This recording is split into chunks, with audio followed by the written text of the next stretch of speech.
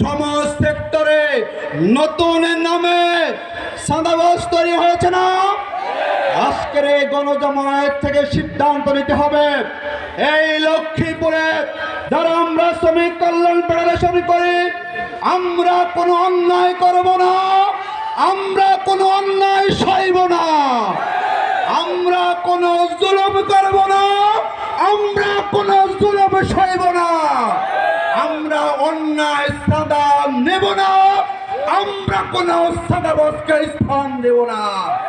এই লক্ষ্মীপুরে বিগত সময়ে চাঁদাবাজি হয়েছে না?